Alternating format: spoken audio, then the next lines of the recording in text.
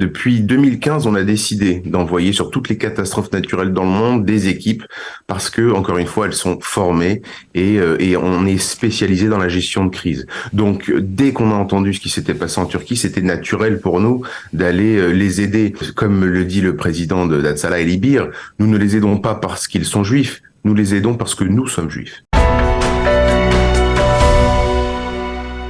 Nous sommes en ligne avec Samuel Arrouas, qui est directeur de Hatzalah France. Samuel, bonjour, Boker Tov. Bonjour Daniel. Alors, vous êtes vous à Paris, mais bien entendu, les équipes d'Hatzalah, on les a vues à l'œuvre sur les télévisions israéliennes. Elles sont omniprésentes en Turquie, sur les zones sinistrées en particulier. D'abord, une première question, combien y a-t-il de sauveteurs de Hatzalah sur place actuellement? Alors, on est à peu près 25 secouristes qui ont été envoyés depuis Israël dans un premier avion, qui comprend des médecins, des paramédics, des membres évidemment de l'unité de recherche et de sauvetage, et des spécialistes de recherche en zone dévastée. Alors, les sauveteurs d'Hatzalah travaillent en coordination avec, par exemple, les équipes de l'armée israélienne, la défense passive, de l'importante délégation israélienne qui est sur place? On a passé plus de 12 heures d'affilée, effectivement, à travailler main dans la main pour essayer de trouver des sites où on pouvait encore essayer de sortir des victimes vivantes, en espérant qu'elles soient vivantes. C'est un travail qui est considérable, avec les milliers d'immeubles qui se sont détruits, qui ont été complètement détruits, d'aller essayer de trouver, après comme ça, plusieurs jours qui sont passés, d'aller essayer de trouver des survivants. C'est un vrai boulot, un boulot extrêmement compliqué, et il faut connaître ce genre de situation. Donc les équipes israéliennes, malheureusement, sont spécialisées là-dedans. Oui, justement, je voulais vous poser la question. Ce sont des sauveteurs qui sont spécialisés dans ce type de sauvetage? Ils sont experts en gestion de catastrophes naturelles. Ils ont été formés pour. En Israël, on a des équipes qui sont vraiment formées pour la recherche après ce genre de crise, après des tremblements de terre par exemple. Donc oui, toute l'équipe qui est sur place est spécialisée là-dedans.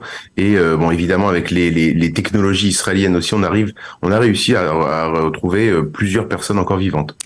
Qu'est-ce qu'ils vous racontent, les sauveteurs d'Hatzalah qui sont sur place? Quelle est la nature de leur témoignage? Évidemment, il y a aussi de l'émotionnel lorsqu'on voit dans les décombres des jouets d'enfants, par exemple, ou des habits d'enfants, et évidemment, toutes les personnes qu'on va retirer des décombres ne sont pas forcément vivantes, donc c'est très très compliqué. Bon, après, je pense que c'est surtout après coup que ça va être compliqué pour eux. Là, ils se concentrent sur leur mission, et le but, c'est de sauver un maximum de monde.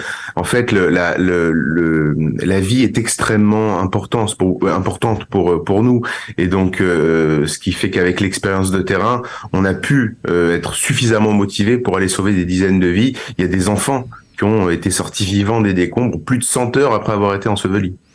Oui, on se pose la question véritablement. D'après ce que vous savez aujourd'hui, il y a encore une possibilité de retrouver des gens vivants? À l'heure qu'il est, on continue les recherches, on espère. On a vu des vrais miracles, parce que après 100 heures, retirer des enfants de 6 ans des décombres vivants, c'est quelque chose à laquelle on s'attendait pas forcément. On continue les recherches.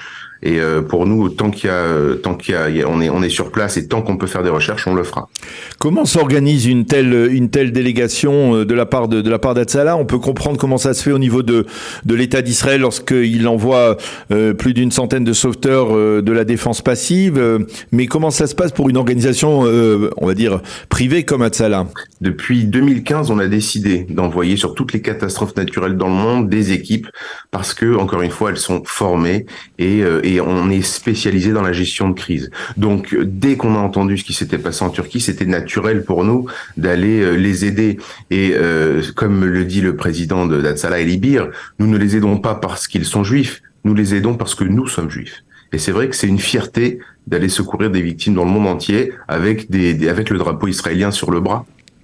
Combien de temps les sauveteurs d'Hatzalah peuvent rester sur place? Leur mission est prévue jusqu'à quand? Pour l'instant, il n'y a pas de fin, à l'heure qu'il est en tout cas ce matin. Donc pour l'instant, les recherches continuent, ils peuvent rester le temps qu'il faut. Regardez, en Ukraine, on y est toujours. Donc tant qu'on a besoin d'Hatzalah, Hatzalah sera là.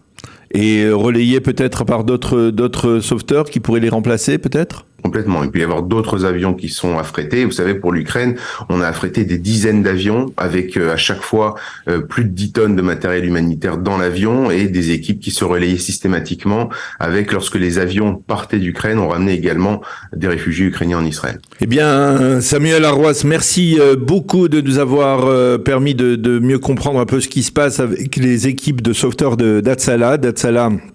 Qui ont été dépêchés donc à partir d'Israël. J'espère que nous aurons l'occasion peut-être de parler avec l'un des sauveteurs sur place dans le courant de cette semaine. Merci beaucoup d'avoir été avec nous ce matin. Bonne journée, Shavua Tov. Merci Daniel, Shavua Tov.